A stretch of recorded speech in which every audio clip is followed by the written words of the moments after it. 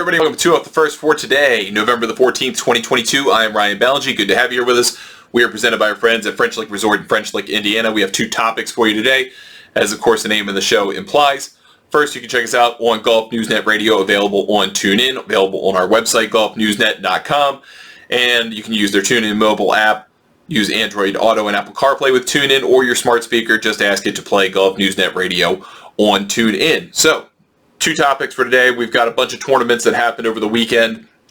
Most of them interesting, actually, in different ways. So we'll kind of wrap that all up into one thing, and then we'll touch a little bit about the interesting story coming out of the Fire Pit Collective regarding Alex Fitzpatrick, who is Matt Fitzpatrick's brother. Q-School, we'll get to that on the second half of the show. It's a little wonky, but it is very interesting and kind of shady, and I don't really have a clear explanation on what happened with it. So we'll talk about that a little bit later on. So we had a bunch of big tournaments over the weekend. First one to complete, really we have five, I guess, if we want to be honest with ourselves. We had five. So first one to complete, I believe, was the International Series event in Egypt, in Cairo. That 120-player field, this is one of those International Series events that the Saudis have backed on the Asian Tour for $1.5 million purses. And not particularly of interest what happened in the tournament other than who won and what that means for them. The winner was Andy Ogletree, and if you'll recall, Andy Ogletree was the punching bag of the first several LIV tournaments because he played so poorly and wasn't relevant whatsoever and still made $120,000 per start. And he went on different social media platforms and podcasts, and the one with Fire Pit. I believe he also did one with Matt Adams. Don't hold me to that, but I believe he did. And talked about the opportunity he believed that he had in going to LIV, and kind of made some accusations to the tour that they weren't really giving him a place to play, and maybe he deserved a better opportunity than what he got, given the amateur background and amateur career that he had coming out of Georgia Tech, and that this meant something for him, and he was going to now have to pursue life on the Asian Tour to try to find a way perhaps into LIV, I suppose, because he can no longer have PGA Tour membership, at least insofar as it is done these days.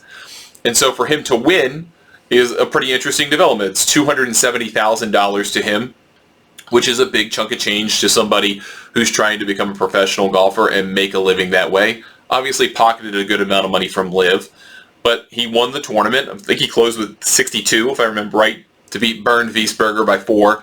Wiesberger is not playing on the DP World Tour, even though he has access to that tour, multi-time winner. I think that's an interesting sort of development, too, that he's committed to playing a couple of these International Series events, even though I think, well, maybe he wouldn't have gotten into the top 60 available for the NetBank Golf Challenge, which is the other big event on that continent last weekend.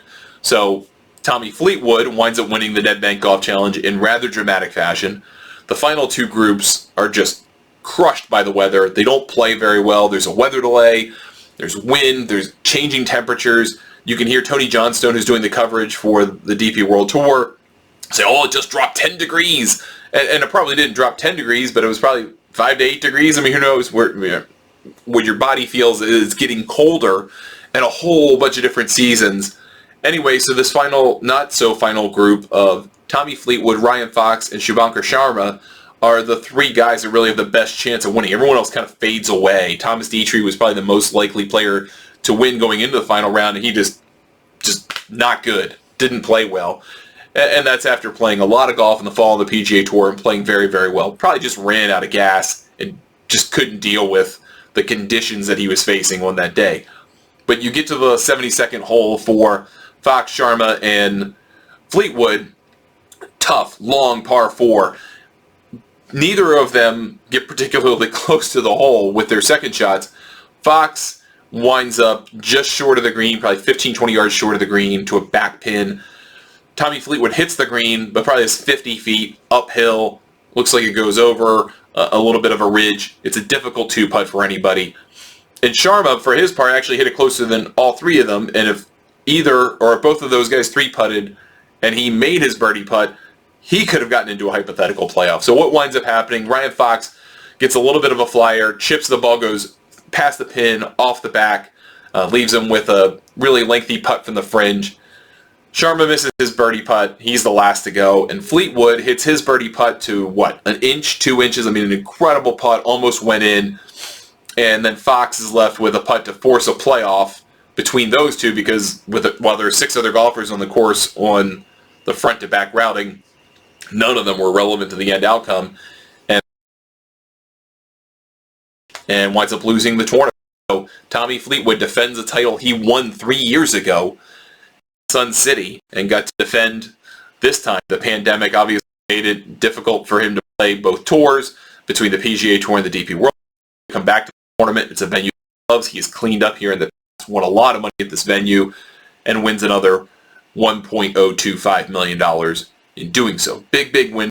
Now you're into the top available for the DP World Tour Championship, headlined by John Rahm, Rory McIlroy, Shane Lowry, Matt Fitzpatrick, Tyrrell Hatton, and Tommy Fleetwood. I mean, you got some pretty good names in the field this week in Dubai at a Greg Norman designed golf course, Myra Golf Estates. Then you've got on the PGA Tour, I guess that wound up ending first, so we'll go in that order. Tony Finau won. He won his 3rd event in starts, won the Cadence Bank Houston Open by 4 shots over time. Not shown a whole lot of anything since getting his PGA Tour card for the Ferry Tour. Big Tony comes in with a 5-shot lead at one point in the round, shot lead, and it's not a really easy golf course to score on, especially this time of year in Houston. It wasn't in the final round. The first very difficult. You may have won. You almost certainly had the bad one on day, and played very good golf on the right side of the draw. Wound up winning. So again, 1/3 time in 7 starts, 4th time in 30 starts. He has 5 PGA Tour wins. In August of 2021, he had 1.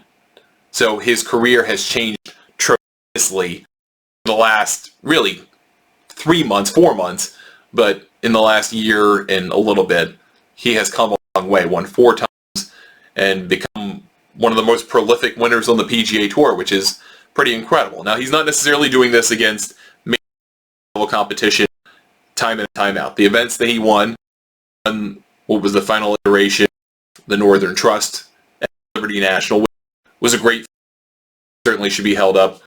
And then the 2 wins that he had back-to-back starts, the 3M Open, very, very bad field, and the Rocket Mortgage Classic, okay field, kind of closer to this one in terms of quality and depth at the Houston Open.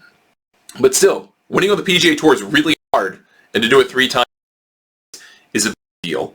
And Finau has put a lot of work into becoming just a better all-around player, kind of reserving some of his power, not necessarily after the ball, about this after winning, becoming a better putter, becoming a better short game player, investing in that kind of time, and it's paid off. It's worked for him.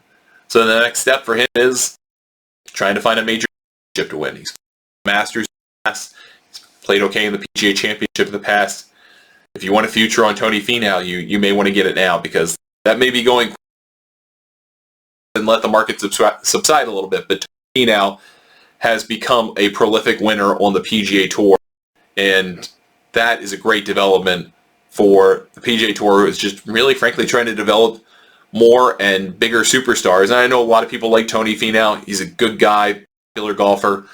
Now you add to it that he's also a winner in this day and age, and that goes a long way, I think, in making him more marketable, giving him more opportunities with sponsors, and just putting him out as one of the public faces of the PGA Tour. It's great to see, not only for him, as genuinely one of the good guys, but a marketing standpoint for the PGA Tour as well.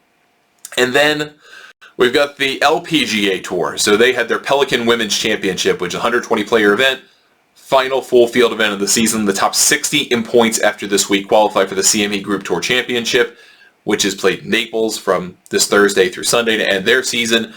But also the top 100 in the points list would secure their LPGA Tour status for next season. So dramatic day. Tournament was reduced to 54 holes because of Tropical Storm Nicole coming through, eliminated day 1. They got it on from day 2, had Friday and Saturday, made a cut, had Sunday with exactly 70, which is kind of interesting. They cut to the top 70 in ties. It's always funny to me when there's 70 players, or the PGA and DP World Tour, Korn Ferry Tour, it's 65. Whenever you get exactly 65, just very interesting to me. Game of numbers. But anyhow, you had a really interesting final round. Nelly Korda goes deep, takes a great opportunity to win the golf tournament for the second year in a row. Lexi Thompson was right in there, makes a critical bogey, winds up dropping a shot. Nelly pips her by a shot. So Nelly Korda is back to number 1 in the Rolex Women's World Golf Ranking. Italia Tidical is gone. She's back down to number 2. Jin Young Ko, who's had a really rough year, injury-wise, kind of bad place mentally-wise, drops down. And you've got Lydia Ko right there with those two going into the season finale in Naples. It's a $7 million event, which is a big number for the LPGA. But the really interesting thing about this format is, unlike all of the other tours where there are point structures and the season finale is just another tournament with points but with a purse, and that's the truth on the DP World Tour, no longer on the PGA Tour. But in this case, this is just one event. You just had to get in the top 60 to qualify. Whoever wins the event gets the money. So if you win the event, you get $2 million, which is a huge prize in golf. Not just in women's golf, but in golf, period. That is a big deal to win $2 million. So someone's life's going to change one Sunday at Tiburon Golf Club in Naples. And then to wrap up the whole day of great golf, really good stuff to watch. I know you were probably watching something else, but you may be watching it. The PGA Tour champions wrapped up their season. They were in Phoenix, Arizona for the Charles Schwab Cup Championship. Patrick Harrington entered the final round up 1,000,000 strokes. He was going to win the tournament. There was no way he was not going to win the tournament. He does win the tournament, won $440,000 for his effort, 33-player field. Not every one of the top 36 who qualified through the point system decided to play. After all, Steve Stricker was probably the most prominent of those who chose not to play, because there really was no chance for anybody other than Harrington to potentially catch Steve Alker, who wound up winning the Charles Schwab Cup and the $1 million annuity that comes with that. Top 5 players in the standings get a piece of the bonus pool. Stricker still got a piece of the bonus pool, finished 3rd or 4th in the bonus pool. Then you had Harrington 2nd, Jerry Kelly 3rd, and Miguel Angel Jimenez actually finished high enough in the tournament that he got into 5th position for the year. So Steve Alker is an incredible story in golf this year. We won't get into him here, but a really incredible year since he's turned 50. Has become a guy who's a prominent force on this tour, and I think really appreciates the opportunity that has been given to him by the 50-plus tour in terms of career rebirth and all of those different types of things. So kudos to all those guys and women for what they did and accomplished over the weekend. That's the whole thing, everything that happened, and I think that is the last full week of golf we are going to have here, really until January. I mean, we're going to have some events, obviously, in the weeks to come. We have some this week, of course, with the last PGA Tour event, the final event of the final wraparound season in terms of the fall.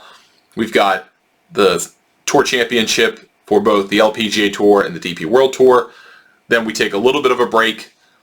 The DP World Tour comes back with a doubleheader. They're in South Africa and Australia for a couple weeks, which is great. Cannot wait to see Australian tournaments again.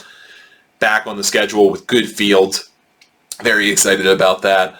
And then we've got the Hero World Challenge to start December. We've got the Match 7. We've got the PNC Championship with the parent-child, parent special relationship, golfer special relationship, whatever it is, tournament. Tiger and Charlie Woods have not committed to that yet. I'm very curious if they will. But we have seen some more players, Justin Thomas, Nelly Korda among those, who have committed to be a part of the tournament. Okay. That all said, here's the second story of the day, and this one's a bit fishy. And kudos to Ryan French, who is a case of the Monday Q info, depending on how you know him. He wrote for us very briefly before the Fire Pit hired him full-time, and I'm very grateful that they did, because he's been doing some really good work for them. And this is a really interesting story. It's a little convoluted, but basically it involves Matt Fitzpatrick, his brother, Alex, really it's Alex Fitzpatrick, and the PGA Tour and how they handle exemptions for quality college players through what's called PGA Tour U. So PGA Tour U was created in June 2020, and the idea of the program was to reward elite college play with different levels of access to the PGA Tour umbrella. And originally that meant getting starts on the Korn Ferry Tour and some access to PGA Tour Canada and Latino America. So the top players were going to get those opportunities to play, and the idea was to try to get these players to compete for 4 years in college, maintain that system and develop, and then become a professional golfer and have some access. Some of the players didn't like it, some of the players were okay with it, but then LIV comes along, and all of a sudden PGA Tour U is a way to try to get these players recruited to the PGA Tour. Don't even give them a chance to think about trying to join LIV, even though obviously several did. And to give them, instead of encouraging 4 years of play, just giving the best collegiate golfers, whoever they are, an opportunity to get Korn Ferry Tour starts and Korn Ferry Tour status, see if they can maintain that. And it sounds like next year it's going to get even bigger. There are proposals on the table to give the best player in these rankings at the end of the NCAAs a PGA Tour card. Not just Korn Ferry Tour status, not just a Korn Ferry Tour card, not just access to Korn Ferry Tour finals, a PGA Tour card. It's a big, big deal for someone coming out of college to have that assurance. But that is still a proposal on the table. This, though, relates to the class of 2022, which obviously wrapped up before any of these proposals got on the table about PGA Tour membership. So PGA Tour U uses a variety of criteria, different tournaments to kind of rank their members. College tournaments, but not amateur tournaments, which is a very interesting asterisk in all of this. They have to be collegiate tournaments, not just amateur tournaments. PGA Tour events, select DP World Tour events, and the majors. Each player in the top 15 has to play a minimum of 18 tournaments that qualify across that wide group of events to get the benefits. And then the PGA Tour U has a formula that it decides kind of the ranking. The top 5 players are eligible to become Korn Ferry Tour members after the NCAA finals. Then they get to basically compete, unencumbered through the end of the Korn Ferry Tour season, see if they can either maintain Korn Ferry Tour status, get into the Korn Ferry Tour finals, or earn a PGA Tour card. Players who weren't ranked high enough to get there would then still get into the final stage of Korn Ferry Tour Q-School, which means you're basically giving them status for next year of some kind on the Korn Ferry Tour. If you do well enough, finishing with the top 40 in ties of Korn Ferry Tour Q-School finals, you get 8 guaranteed starts. So that's a big deal to finish in this position. And so here's Alex Fitzpatrick, played Wake Forest, brother of Matthew Fitzpatrick, the reigning U.S. Open champion, former U.S. Amateur champion. He finished 6th in the PGA Tour U rankings. So these players the players who were in 6th through 10th in this ranking, or worse, didn't really get status. They could go to second stage, and then you would get through second stage to get to final stage. It's still another hoop to jump through. But all of a sudden, as Ryan French reports, Fitzpatrick shows up in the field list for the final stage of Q-School. No explanation, no reasoning given, because he didn't compete at the second stage, so that means he was gifted an exemption, effectively, into the final stage. And he would have been exempt to the second stage, by the way. So apparently, Fitzpatrick didn't even sign up for Q-School, and all of a sudden, the PGA Tour in question releases a statement that says Alex Fitzpatrick is competing in the final stage of the KFT qualifying tournament after receiving a special exemption via the PGA Tour U category. Never in the history of qualifying school has there been a special exemption into Q-School. That is the antithesis of how the system works. And of course, all of a sudden, that fires up players who had to work through either second stage to get into final stage, or players who didn't earn their way enough through the PGA Tour university rankings to get into the final stage automatically by being in the top 5. A lot of people were upset, but it all kind of boils down to this strange event in the pandemic in October 2020. It was an event at Merido Golf Club in Dallas, and there were a lot of programs that had kind of suspended play at the time. Wake Forest was among those. However, the teams in active conferences were invited, and players were allowed to compete individually without their schools. Wake Forest let Alex Fitzpatrick and a couple of other players do just that. Now the question is whether this tournament actually counts toward the PGA Tour U ranking. And that created a very strange, awkward situation here, because points were awarded to the unattached individuals. Their scores were combined with teams cumulatively as if they had played together, even though in many cases they were not having a regular functioning program at that point because of the pandemic.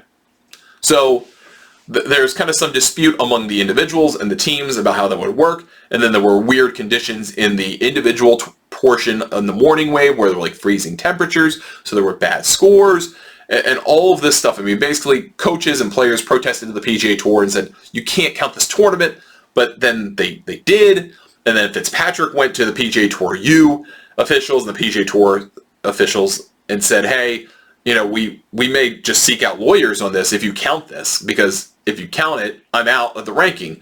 And it could negatively affect his future status as a potential Korn Ferry Tour member, potential PGA Tour member. And so all of a sudden, you've got the reigning U.S. Open's champion's brother threatening legal action. And Fitzpatrick ultimately moved up to 6th in the ranking at the end of the NCAA championship. And so, yeah, he finished 6th, and the difference between finishing 5th and 6th, at least given the stated system, was he would be going to second stage and all of a sudden would have a really good, much more difficult time getting through to the final stage of Q-School. And all of a sudden, it sounds like from Ryan French, the lawyers leaning on the PGA Tour probably threatened some kind of lawsuit, and Fitzpatrick quietly got into the final stage. The PGA Tour is not talking about that. They basically declined comment about it. Some players understand because maybe they competed in the event or they saw that it was kind of ridiculous from a competitive standpoint. But some players don't agree with that and say, well, you agreed to play in the tournament, so how can you kind of be upset about that now? So Fitzpatrick spoke to Ryan French about this, basically said, I can't talk about it. You should talk to the PGA Tour about it. The PGA Tour said, we don't want to talk about it. We're not going to talk about it. So it just all kind of seems very strange.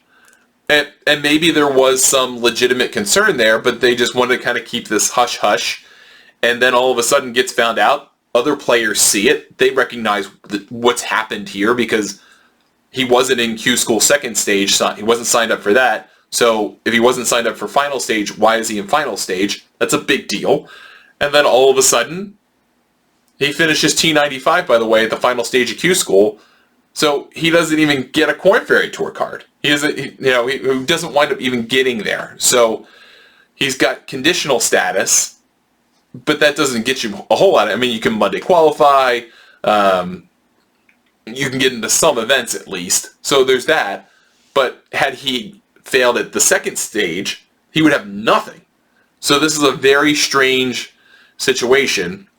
And also, by not being a member, he wouldn't earn Korn Ferry Tour points if he qualified for events. So he wouldn't even count toward these reshuffles that they do, every 4 events, I think, on the Korn Ferry Tour, which is really important to getting into tournaments every 4 events. So Fitzpatrick has an opportunity to earn points, to qualify, potentially get exemptions, and all of those things can work out for him because of this one singular action. And so you've got some players who are upset. You've got the tour not talking about it. It's all very strange, but it is an interesting story given that there has been talk over the years about either agencies or management groups buying exemptions into Korn Ferry Tour stops for their players. All the weird stuff that happens in the Colombia event in Bogota about the guy who is a member of the club and buys exemptions. Just very, very strange stuff. And congratulations to Ryan for reporting a really difficult story, I think, just for people to understand. But there's a lot of minutia to it, but it's really important minutia for a lot of players involved. So check it out when you have time. FirePitCollective.com if you want to read the whole thing. That's going to do it for us today on 2 Out the First. Thank you so much for taking the time to listen to or watch us. If you can give us a 5-star review on your favorite podcasting service, that would be greatly appreciated. Send me any comments or questions, Ryan@thegolfnewsnet.com. Leave a comment or shoot me a tweet at Ryan Ballingy. We will talk to you tomorrow.